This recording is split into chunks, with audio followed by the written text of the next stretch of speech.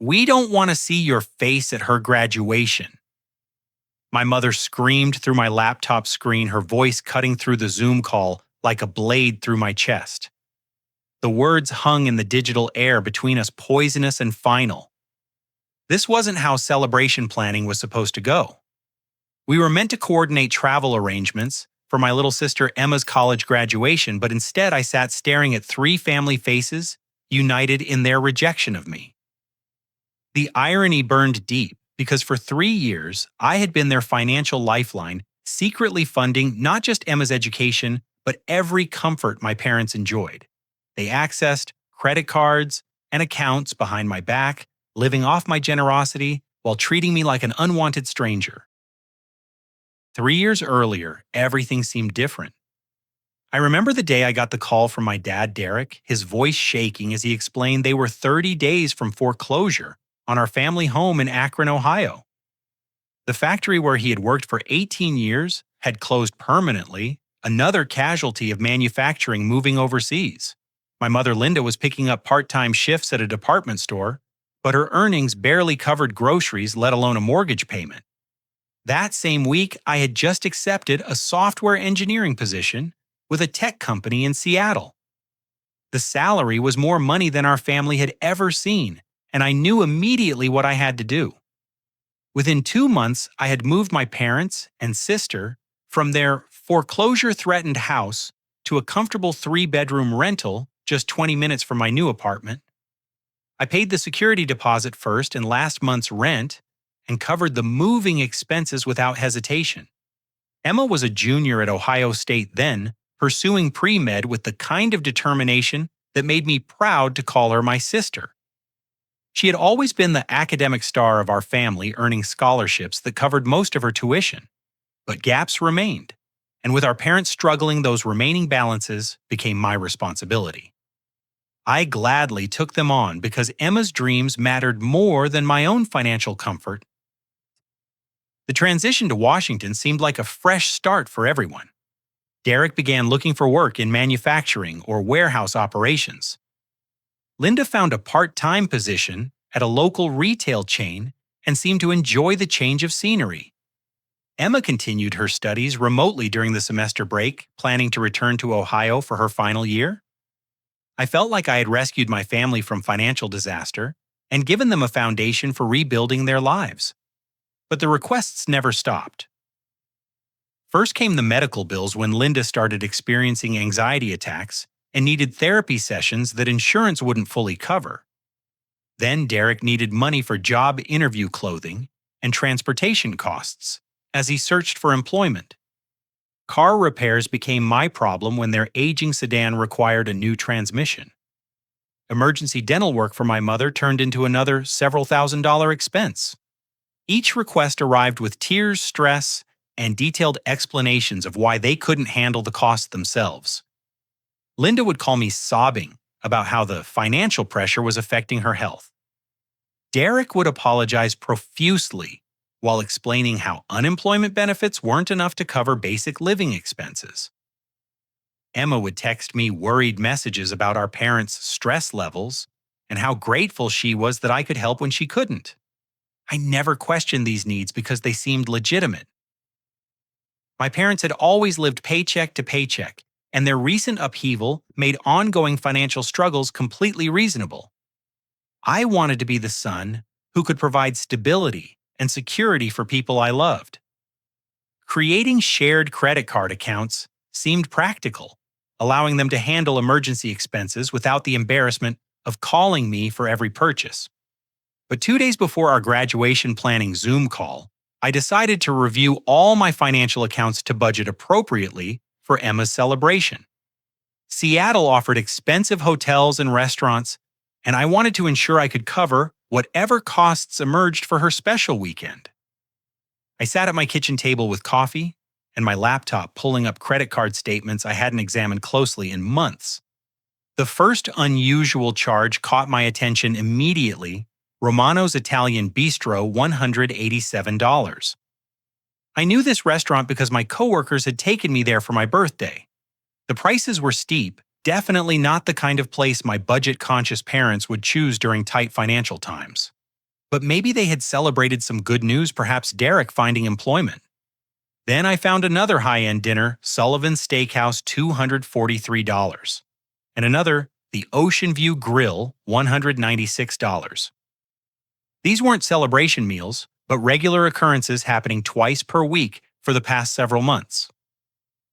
Each charge represented more than my parents claimed to spend on groceries for an entire week. My confusion turned to disbelief as I scrolled further. Designer handbags from Nordstrom, premium electronics from Best Buy, expensive wine from specialty shops, spa treatments, luxury bedding sets, high-end kitchen appliances. The pattern was unmistakable, systematic luxury spending on credit cards I provided for emergencies during months when my parents claimed they were surviving on pasta and canned vegetables. The most shocking discovery came when I cross-referenced these purchases with dates I remembered clearly. The $200 spa day happened the same week Linda called me crying about not being able to afford her anxiety medication. The designer purse purchase occurred 3 days after Derek asked me to cover their utility bill because unemployment wasn't enough for basic expenses. The expensive wine and gourmet food charges happened throughout the month. They told Emma they were eating simple meals to save money. I sat staring at thousands of dollars in luxury purchases made while my parents portrayed themselves as struggling survivors, barely getting by on my charity. The betrayal wasn't just financial, but emotional, built on elaborate lies designed to maintain my sympathy and support. Every tear my mother shed about money stress was calculated manipulation. Every apology my father offered about needing help was strategic theater. But the pattern revealed something even more disturbing: careful planning. These weren't impulsive purchases made during momentary weakness. The charges were spread across multiple cards, kept below amounts that might trigger alerts, and timed to coincide with their sob stories about financial hardship. My parents had developed a sophisticated system for exploiting my generosity while maintaining their victim narrative. As I compiled evidence of their deception, I felt something cold settling in my chest where warmth for my family used to live. They weren't struggling survivors who needed temporary help. They were manipulators who had found their perfect target in a successful son who loved them enough to sacrifice his own financial security for their comfort. The graduation planning call suddenly made sense, as their latest performance another opportunity to extract money while portraying themselves as grateful but overwhelmed parents. I wondered how long they had planned to continue this charade, and what other lies they had constructed to justify their ongoing fraud. The graduation planning call started exactly at 7 p.m. on Sunday evening, with Emma's excited face filling my laptop screen as she connected from her dorm room in Columbus. Her joy was infectious as she shared details about her upcoming ceremony, the academic honors she had earned, and her excitement about finally completing her undergraduate degree. She looked radiant with accomplishment, and my pride in her achievements felt genuine despite my recent discoveries about our parents. Derek and Linda joined from their living room, sitting together on the couch I had helped them buy during their first month in Washington. Linda wore a sweater I now recognize from my credit card statements, a designer piece that cost more than most people spend on a week of groceries. Derek sported a new haircut from what I suspected was an expensive salon, given the precise styling that differed dramatically from his usual barbershop look. I cannot believe my baby girl is finally graduating. Linda gushed, dabbing at tears that seemed rehearsed. It feels like yesterday you were starting kindergarten, and now look at you about to become a doctor. Emma laughed, correcting her gently. Medical school comes next, Mom. I still have 4 more years after this graduation. But I'm so grateful for all the support you and Dad and Charlie have given me. None of this would be possible without family backing me up. Derek nodded solemnly, playing his role perfectly. Your mother and I have sacrificed everything to make sure you and your brother could have opportunities we never had. Even when times got tough, we never stopped believing in your potential. I listened to this performance with newly educated ears, recognizing the manipulation tactics they had perfected over years of practice. Every statement reinforced their narrative as selfless parents who deserved gratitude and continued support. They positioned themselves as Emma's primary supporters, while acknowledging my contributions only as an afterthought. Emma began discussing logistics for graduation weekend sharing information, about ceremony times, guest parking, and restaurant reservations she hoped to make for a celebration dinner. Her enthusiasm was genuine and heartwarming, but I found myself calculating the costs. She mentioned flights for our parents' hotel rooms, for the weekend rental cars, expensive dining, and various graduation-related expenses. I opened a private chat window and sent my parents a message. Before we finalize expensive plans, I need to discuss some unusual charges on the shared accounts. Can we talk about recent purchases privately? Linda's expression shifted immediately, her celebratory mood evaporating as she read my message. Derek glanced at her nervously, clearly understanding the implications of my question. The comfortable family dynamic became tense within seconds, though Emma continued planning excitedly, unaware of the undercurrent developing between her parents and me. Linda typed back, "I don't know what you're talking about. We've only used those cards for necessities like you said we could." I responded with specific details. Romano's Italian Bistro, $187. Nordstrom handbag, $312. Sullivan Steakhouse, $243. These don't seem like necessities during financial hardship. Derek shifted uncomfortably on camera, looking like he wanted to flee the conversation entirely. Linda's face flushed red, but instead of embarrassment, I saw anger building in her expression. She had been caught in her lie, and rather than acknowledging the deception, she was preparing to attack me for discovering it. "Are you seriously monitoring our every purchase like we're children?" Linda snapped, her voice loud enough to interrupt Emma's planning monologue. "After everything we've been through, you're going to nickel and dime us over a few meals." Emma stopped mid-sentence, confused by the sudden shift in tone. "What's going on? Is something wrong?" I tried to keep my voice calm and reasonable. "I'm not monitoring anyone. I was reviewing accounts to budget for graduation expenses and found some purchases that seemed inconsistent with the financial struggles you've described to me." "Inconsistent?" Linda's voice rose higher, her performance shifting from confused innocence to righteous indignation. "We've been living like refugees since moving to this expensive state because of your career. We gave up our home, our friends, our entire support system to follow you across the country. And now you're interrogating us about eating decent food occasionally." Derek attempted to calm the situation. "Linda, maybe we should discuss this privately after the call. Emma doesn't need to hear about financial stress during her graduation planning." But Linda was fully committed to her attack strategy, now realizing that deflection and guilt manipulation were her only options for maintaining control of the narrative. "No, Derek. I'm tired of walking on eggshells around our own son. Charlie has become completely paranoid and controlling since he started making good money. He acts like we're criminals for needing help after losing everything." Emma looked stricken, watching her family celebration dissolve into bitter conflict. "Charlie, what's this about? Are you upset that Mom and Dad spent money on something nice? They've been struggling for years. Don't they deserve to enjoy themselves a little bit?" This was the moment my heart broke completely.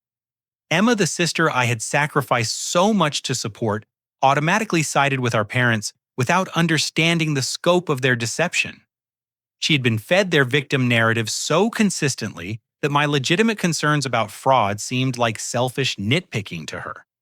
"Emma, it's not about one nice meal," I explained carefully. "It's about thousands of dollars in luxury purchases made while they told me they couldn't afford basic necessities. They've been lying about their financial situation while using credit cards I provided for emergencies."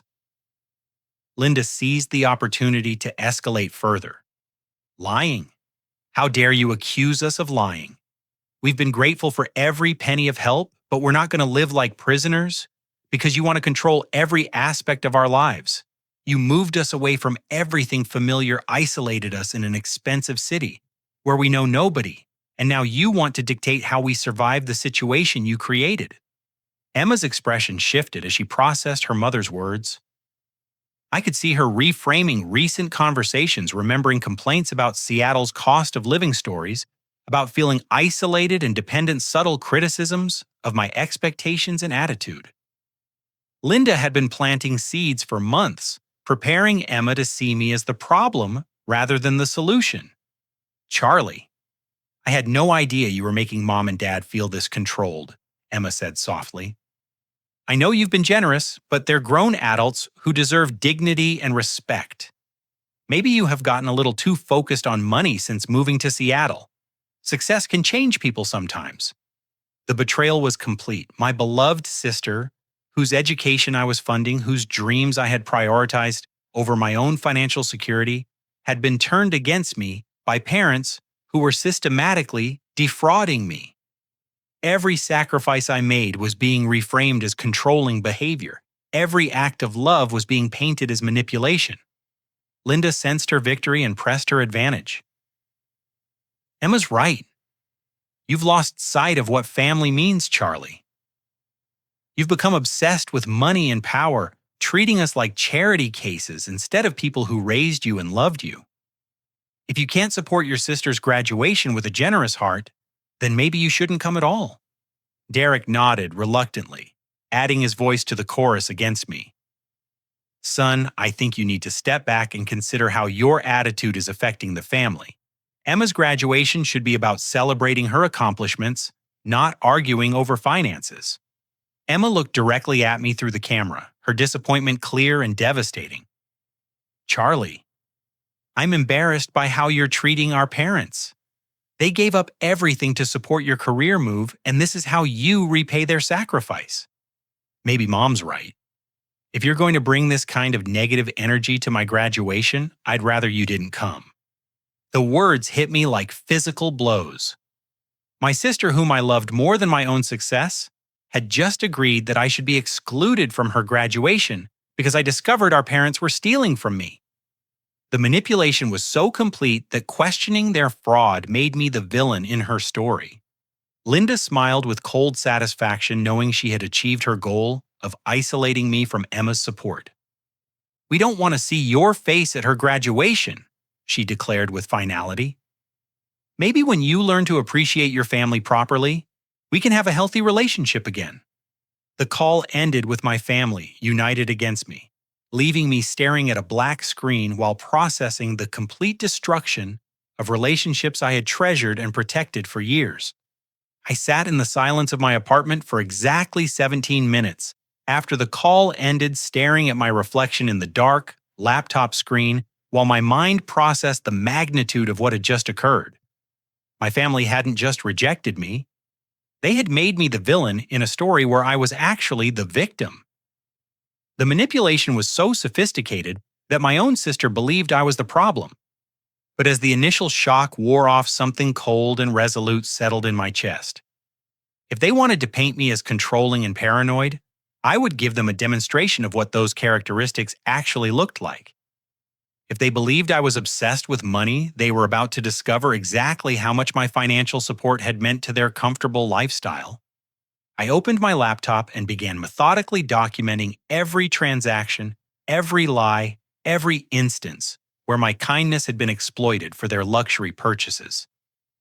Screenshots of credit card statements, dates of their sob story phone calls, matched with evidence of expensive purchases, records of every tuition payment, every rent check, every emergency expense I had covered while they lived like wealthy people on my dime.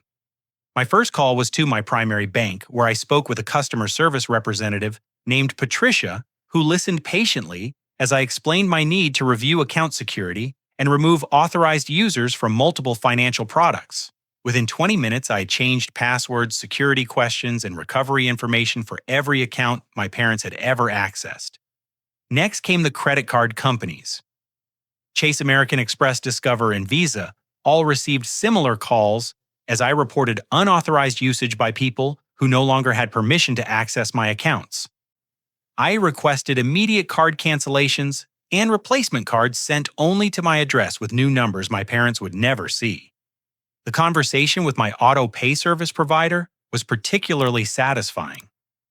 3 years of automatic rent payments to my parents' landlord's cell phone bills for a family plan that included their devices, insurance premiums for their car, and health coverage, and subscription services they enjoyed but never paid for themselves. Every recurring payment was canceled effective immediately. But the most impactful cancellation was Emma's tuition autopay scheduled to process her final semester payment in 2 weeks.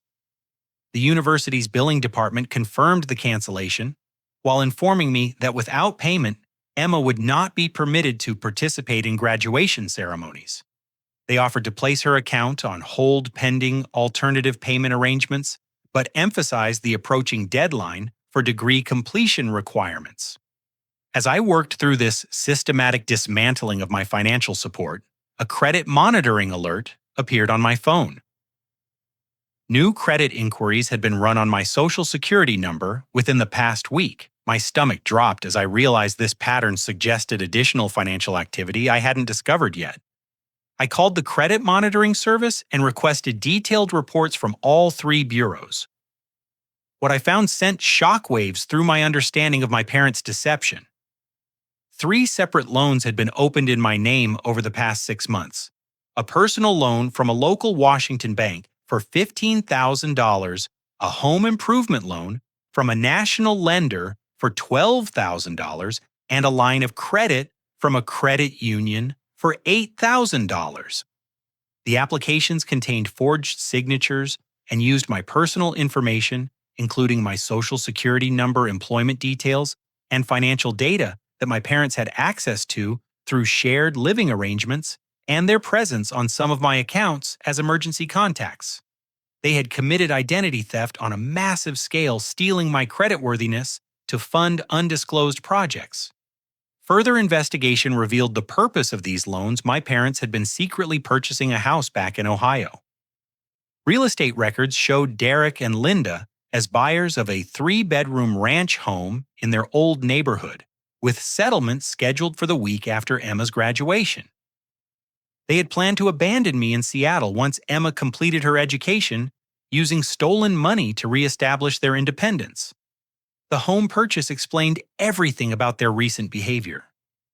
The luxury spending, the gradual emotional distance, the manipulation of Emma against me, and the dramatic rejection during graduation planning. They weren't struggling victims who needed ongoing support. They were calculating criminals who had developed an exit strategy that required my financial resources but not my presence. I immediately filed police reports for identity theft with both Seattle and Ohio authorities, providing comprehensive evidence of forged loan applications and unauthorized use of my personal information. The investigating officers explained that this level of financial fraud typically resulted in federal charges, especially when crimes crossed state lines and involved substantial amounts. My attorney, recommended by a colleague who had faced similar family financial crimes, reviewed my documentation and confirmed that I had grounds for both criminal prosecution and civil recovery actions. He explained that identity theft by family members was unfortunately common, but often went unreported due to emotional complications. My decision to pursue legal action would likely result in serious consequences for my parents, including potential imprisonment. But I felt no guilt about those consequences. They had made calculated decisions to commit felony crimes against their own son while manipulating their daughter into supporting their actions. The tearful phone calls about financial stress had been performance art designed to cover systematic theft. Every expression of gratitude had been false, masking their plans to abandon me once they had extracted sufficient resources for their independence. That evening, I walked through my apartment, removing every family photo, every reminder of the people who had betrayed my trust so completely. The pictures of Emma's high school graduation family Christmas morning's vacation trips I had funded all went into a storage box that I sealed and placed in my closet. I would not be manipulated by sentiment when dealing with people who had demonstrated such complete disregard for my well-being. My phone buzzed constantly with calls from my parents, probably panicking as their credit cards were declined and automatic payments failed to process. I blocked their numbers after the fifth attempt, feeling no obligation to explain actions they had forced me to take through their own criminal behavior.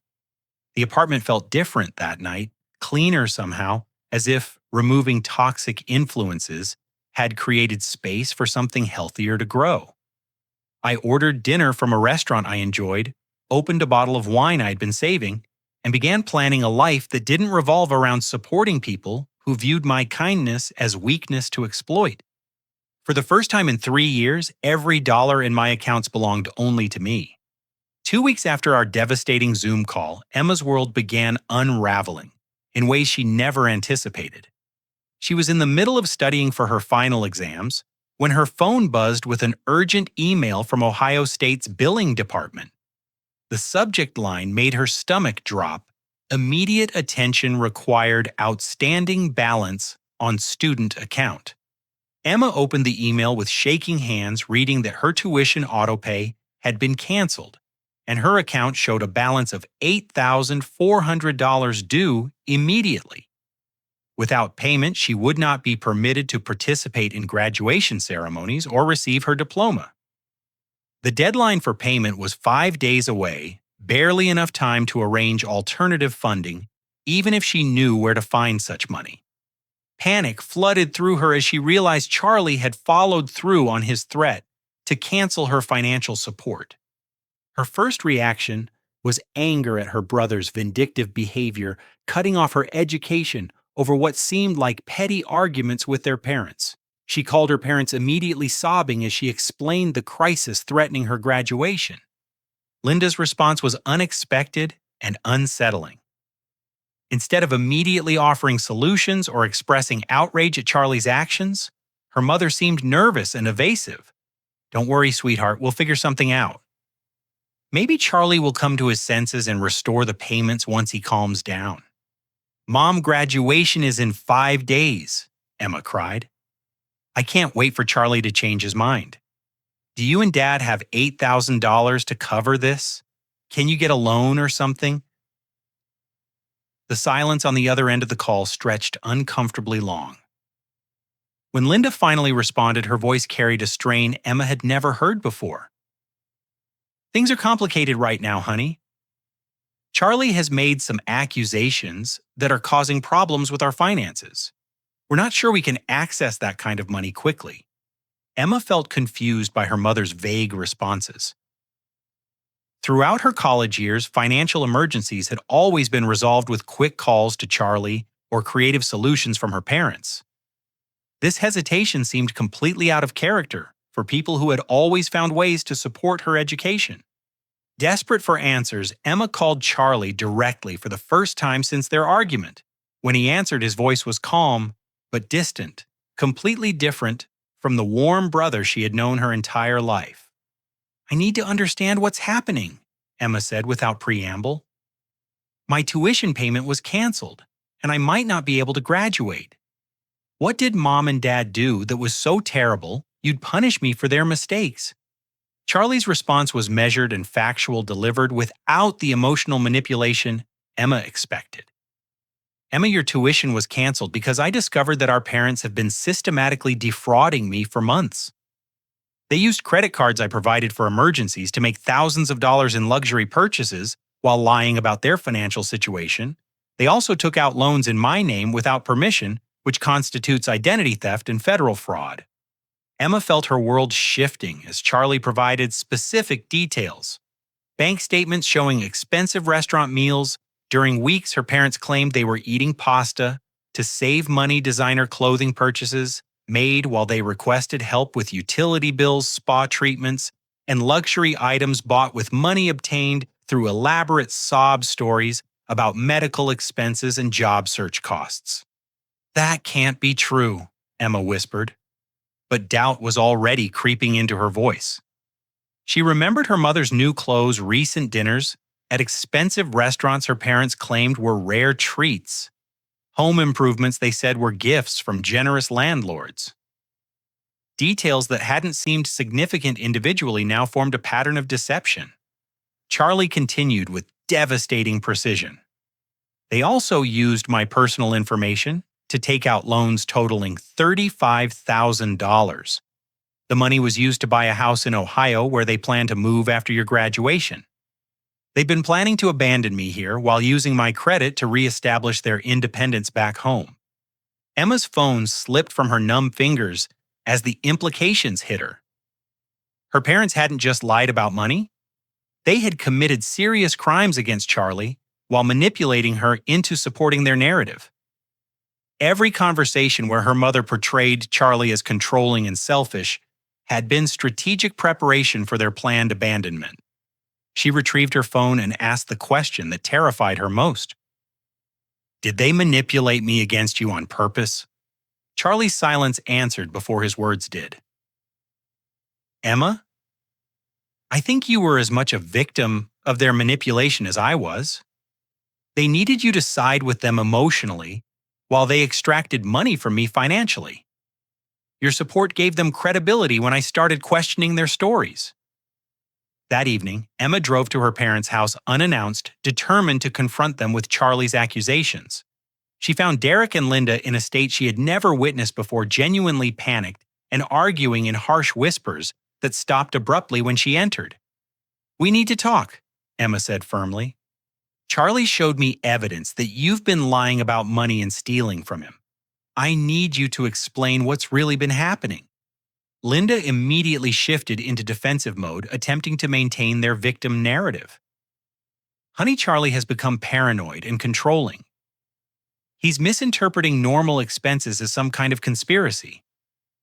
We've only used his help for legitimate needs. But Derek's composure cracked under Emma's direct questioning. Linda, stop. She deserves to know the truth. The police called today about identity theft charges. Federal investigators want to interview us about the loans. Charlie isn't paranoid. He's protecting himself from what we did. The admission broke Linda's facade completely. She began crying, but these tears seemed different from the calculated performances Emma now recognized from previous crises. These were tears of genuine fear and shame as she realized their criminal behavior had finally been exposed. Derek explained everything with heartbreaking honesty. How their dependence on Charlie had made them feel humiliated and powerless. How they had justified luxury purchases as compensation for sacrificing their independence. How they had planned to use Charlie's financial resources to buy their way back to Ohio without considering the impact on their relationship with him. The most devastating revelation was how deliberately they had manipulated Emma's perception of Charlie.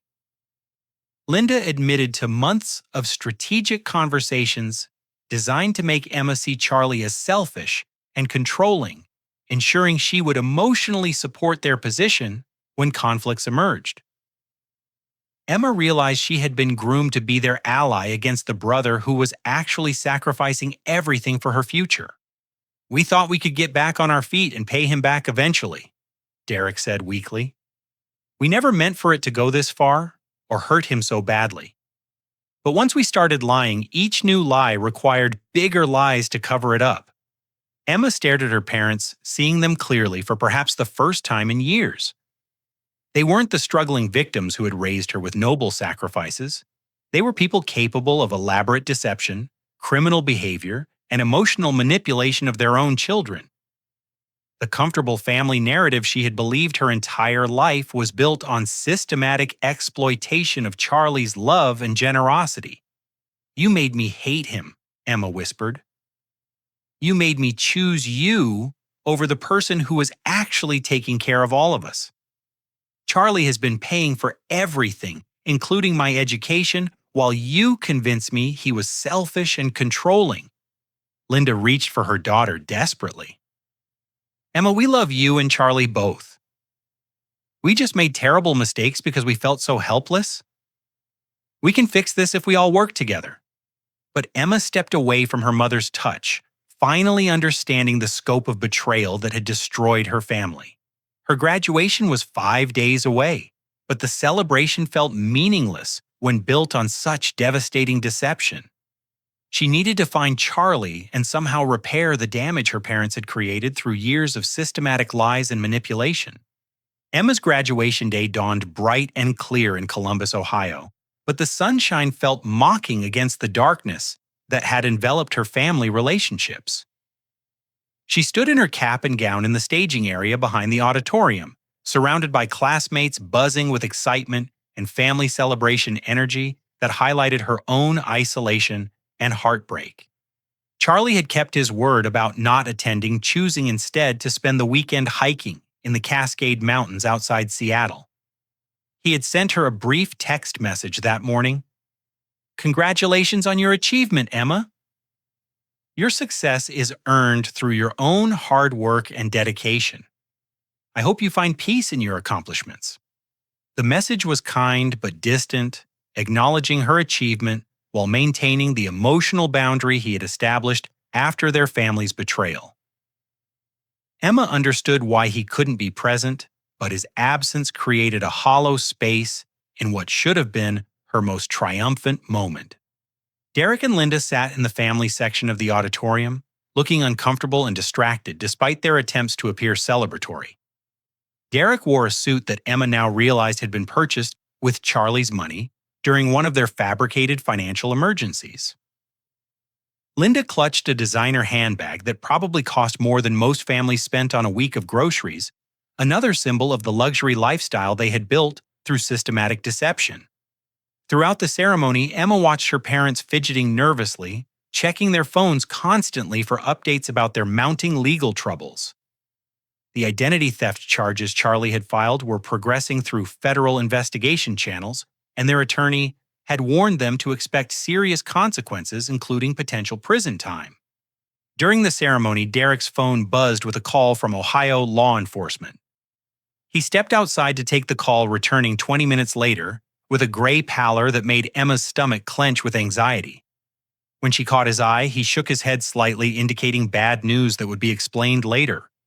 Emma's name was called, and she walked across the stage to receive her diploma while her parents applauded mechanically from the audience. The moment should have felt triumphant, but instead she felt numb, going through motions that seemed disconnected from any genuine emotion. Her achievement felt tainted by the knowledge that her education had been funded through criminal fraud committed against the brother she had rejected and betrayed. As class representative, Emma had been selected to deliver a closing speech to her graduating class and their families. She had prepared remarks about achievement, gratitude, and looking forward to future challenges. But standing at the podium, looking out at hundreds of families celebrating together in loving unity, she found herself unable to deliver the sanitized speech she had written. "My fellow graduates," Emma began, her voice carrying clearly through the auditorium sound system. "Today we celebrate academic achievement, but I want to talk about a different kind of learning that some of us have experienced during our final semester." Her parents looked confused and increasingly worried as Emma deviated from her prepared remarks. Other families in the audience listened attentively, assuming this was a planned inspirational message about perseverance and growth. Sometimes the most important education happens outside classrooms, when we discover that people we trust have been lying to us, or when we realize that our own assumptions about love, loyalty, and family have been completely wrong. Emma continued, her voice growing stronger as she found her message. "I've learned that integrity isn't just an abstract concept we study in ethics courses. It's the foundation that makes every other achievement meaningful. Success built on deception, even when that deception is committed by people we love, cannot provide the satisfaction we hope to find." The audience remained attentive, many nodding as they interpreted her words as general wisdom about personal growth and moral development. But Derek and Linda understood that their daughter was publicly processing their betrayal, and their discomfort was visible to anyone watching carefully. "I've also learned about sacrifice and recognition," Emma said, looking directly at her parents. Sometimes the people who sacrifice most for our dreams are the ones we take for granted, while the people who claim credit for our success have actually contributed least to our achievement. Gratitude requires honest assessment of who truly supported us and who merely took credit for support provided by others. Linda shifted nervously in her seat, realizing that Emma's speech was becoming a public acknowledgement of Charlie's unrecognized contributions and their own false claims about sacrifice and support. Emma concluded with words that would haunt her parents for years.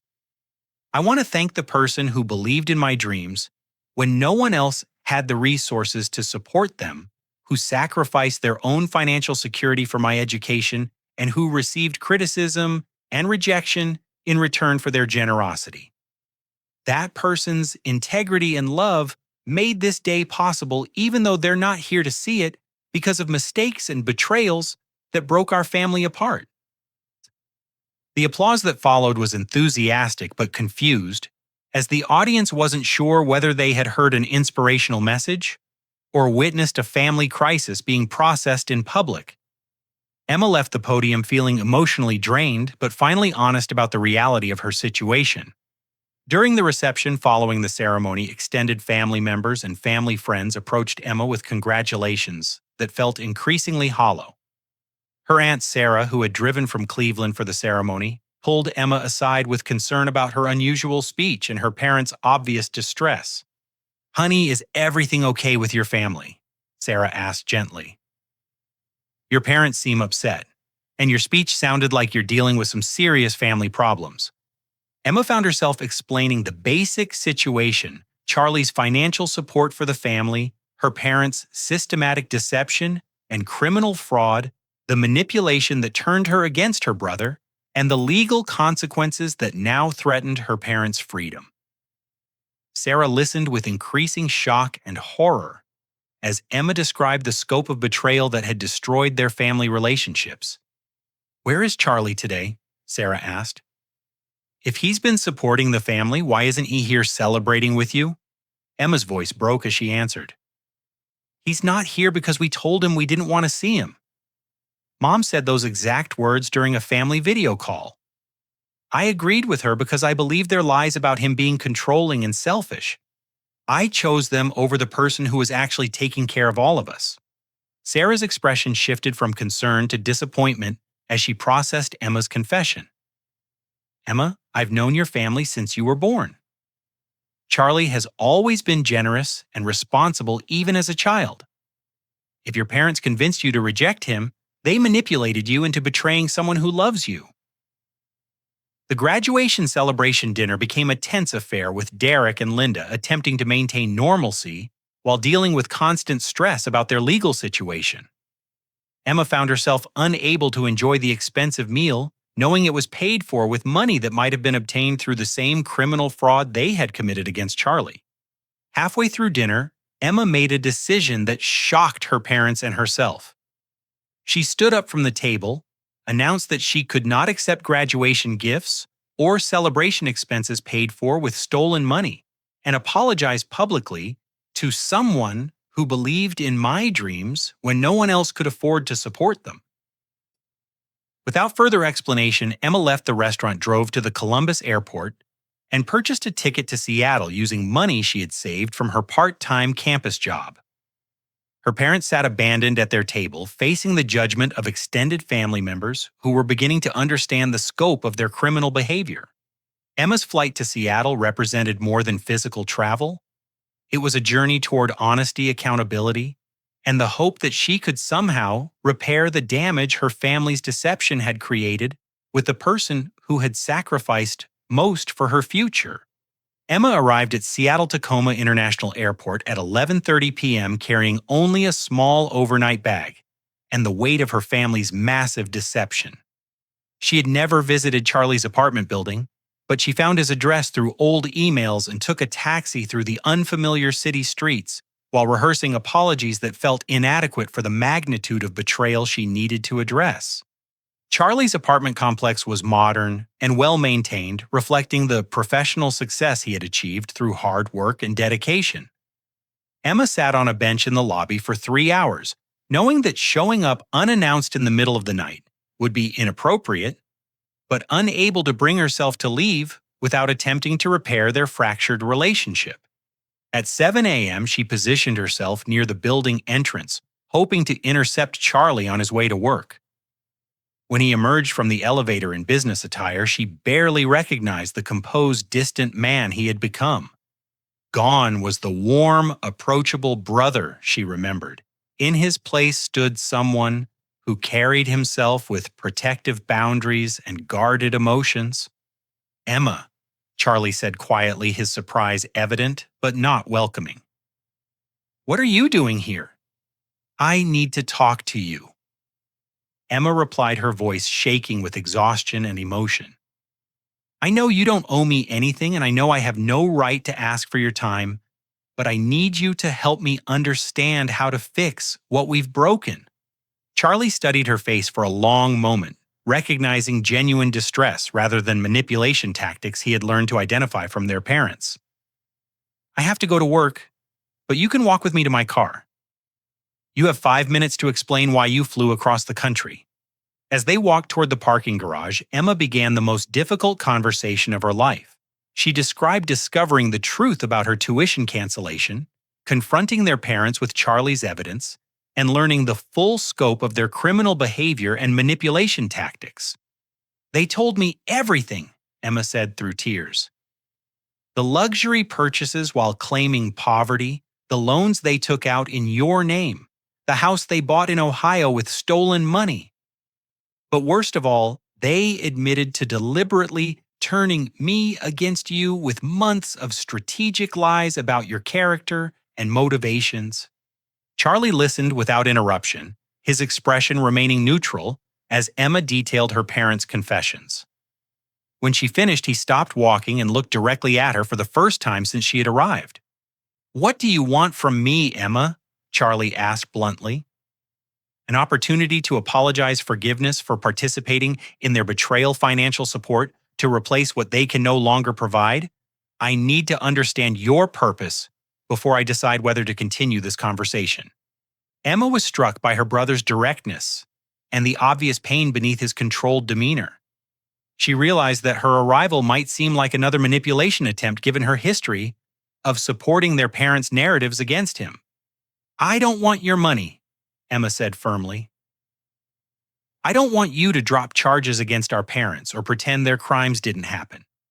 I want to understand how you developed the integrity and independence that kept you from becoming like them. I want to learn how to rebuild my life without relying on anyone else's resources or sacrifices." This response seemed to surprise Charlie, as he had expected requests for financial assistance or emotional support rather than guidance toward self-reliance.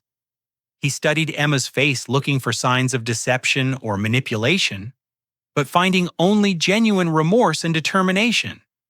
Charlie unlocked his car, but didn't get in immediately. "Emma, do you understand that our parents' behavior wasn't just financial fraud? They systematically manipulated your emotions and perceptions to isolate me from your support. You weren't just a passive victim. You actively participated in rejecting me when I needed family loyalty most." "I know," Emma whispered. "I can't undo choosing them over you during that terrible phone call. I can't take back believing their lies about your character instead of trusting what I had seen with my own eyes for years. I betrayed someone who loved me enough to sacrifice his financial security for my dreams, and I did it because I was too naive to recognize manipulation when it was happening to me." Charlie's protective walls seemed to crack slightly as he heard genuine accountability rather than excuses or deflection. Emma wasn't minimizing her role in the betrayal or blaming her parents entirely for her own choices.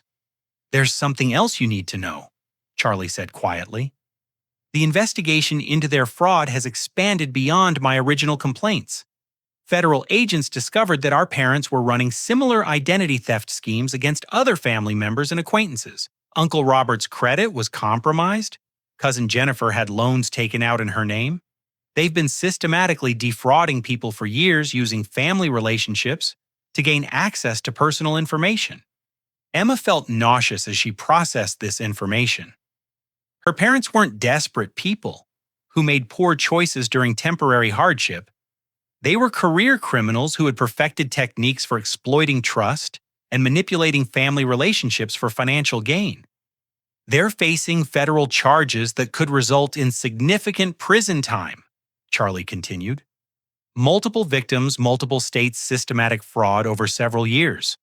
The house purchase in Ohio was just the latest phase of a long-term criminal enterprise. Emma leaned against Charlie's car, overwhelmed by the scope of her parents' criminal behavior and her own naive participation in protecting them from consequences they had earned through deliberate choices. How do I live with knowing that I was raised by people capable of such calculated cruelty? Emma asked. How do I trust my own judgment when I was so completely fooled by people I thought I knew better than anyone? Charlie's expression softened slightly as he recognized Emma's genuine struggle with the psychological impact of discovering that her foundational relationships were built on lies and manipulation. Emma, you were raised by people who taught you to prioritize loyalty over truth and emotional comfort over accountability, Charlie said. Breaking free from those patterns requires conscious effort and probably professional help. But the fact that you're asking these questions suggests you're capable of developing healthier relationship skills. For the first time since Emma's arrival, Charlie seemed willing to extend their conversation beyond polite courtesy. I'm not ready to restore our relationship to what it was before, and I may never be able to trust you the way I once did. But if you're serious about learning independence and accountability, I'm willing to provide guidance while you prove your commitment to those principles. Emma felt a small spark of hope mixed with realistic understanding of the long road ahead. Charlie was offering her an opportunity to rebuild their relationship on new terms, but only if she demonstrated genuine change rather than temporary remorse. 8 months later, I stood in the visitor parking lot of the federal courthouse in Columbus, Ohio, watching my parents emerge from their sentencing hearing in handcuffs. Derek received 18 months in federal prison, while Linda was sentenced to 2 years due to her leadership role in the identity theft scheme that had ultimately victimized 7 family members and 12 acquaintances over 4 years.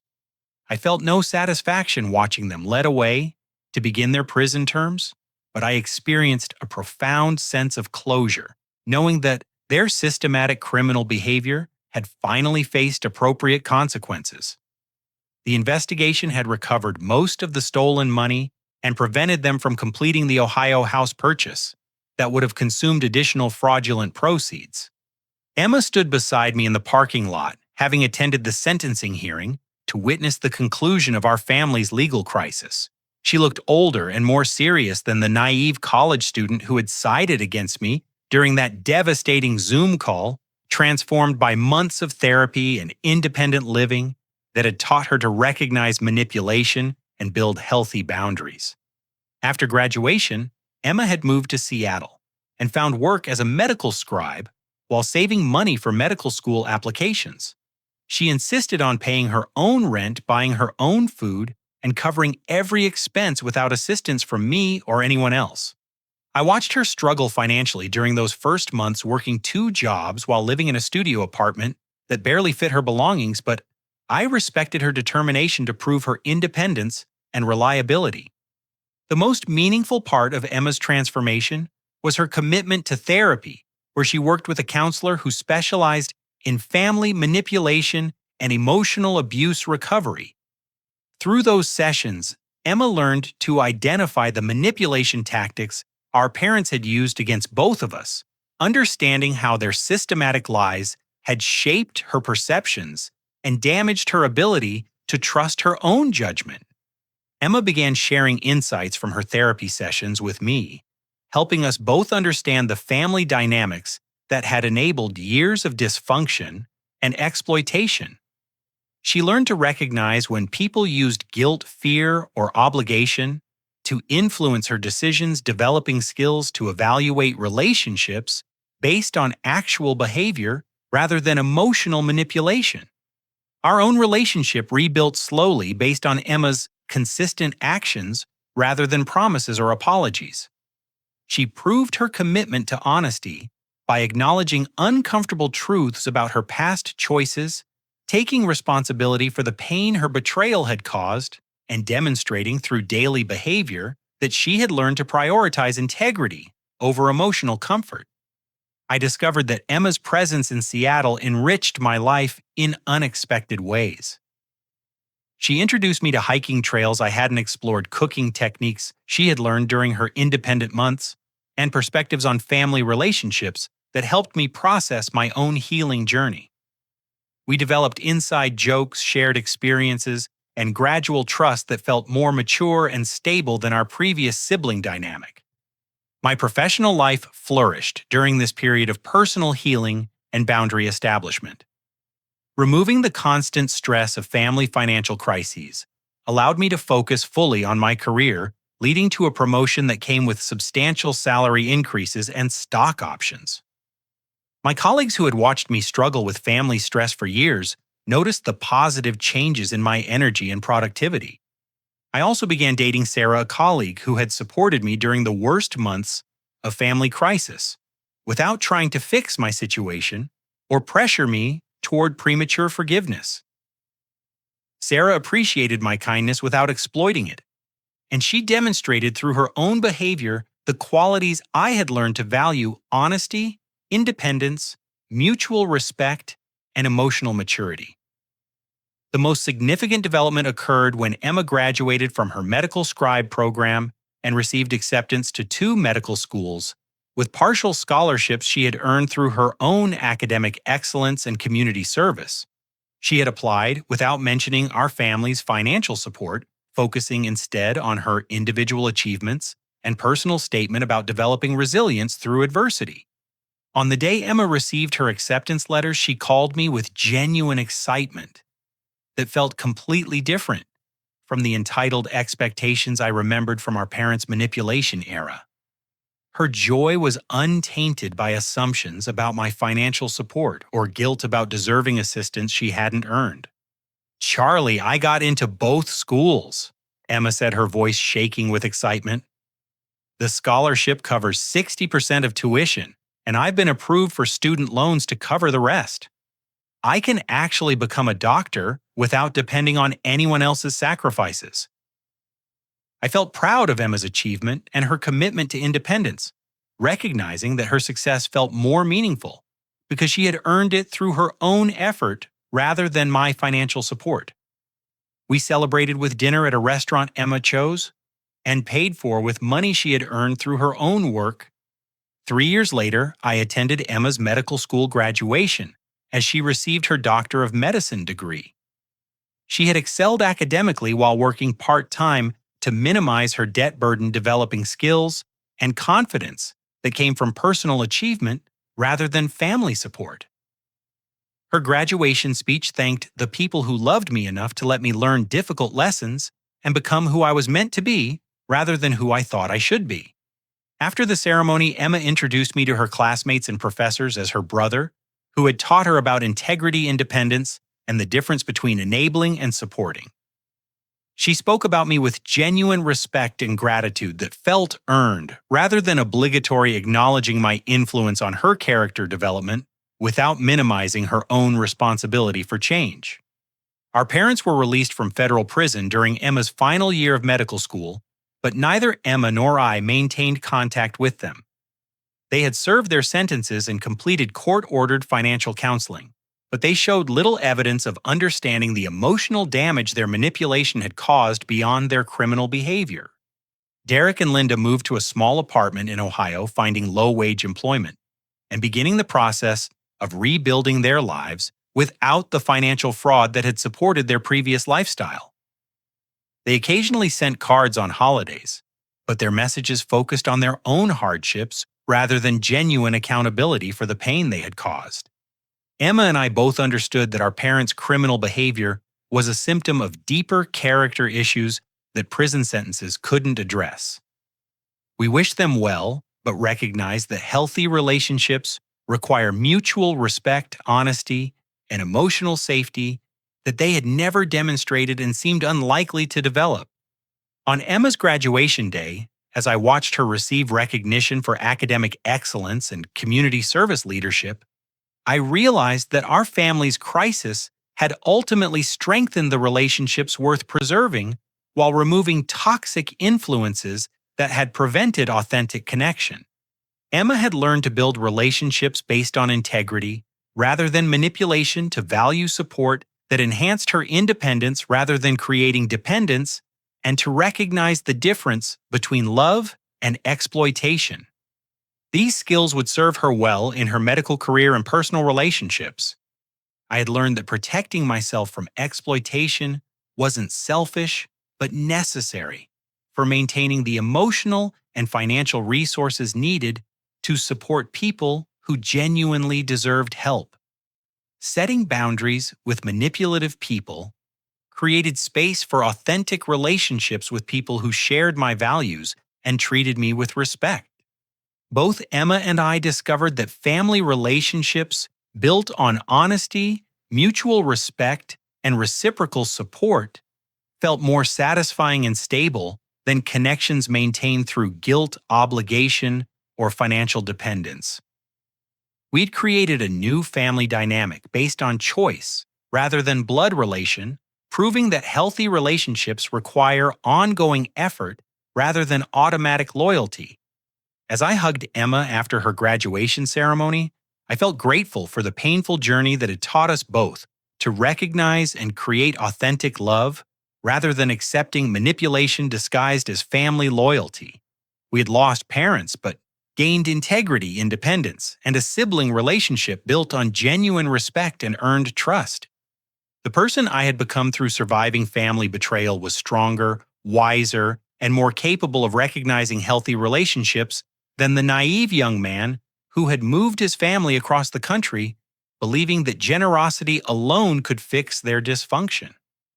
Emma had become a confident, independent woman who understood her own worth and refused to accept treatment that didn't reflect her value. Sometimes the most loving thing family members can do is allow each other to face the consequences of their choices and learn the lessons that growth requires, even when that process involves temporary pain and permanent change in family dynamics. Have you ever had to make difficult decisions about supporting family members whose behavior didn't match their words? How did you balance love and loyalty with protecting your own well-being? Share your thoughts in the comments below, and if this story resonated with your own experiences, please give it a like and subscribe for more stories about navigating complex family relationships. Don't forget to share this video with anyone who might benefit from understanding the difference between healthy support and enabling destructive behavior. Thank you for listening to my story, and I hope it helps you recognize the value of integrity and authentic relationships in your own life.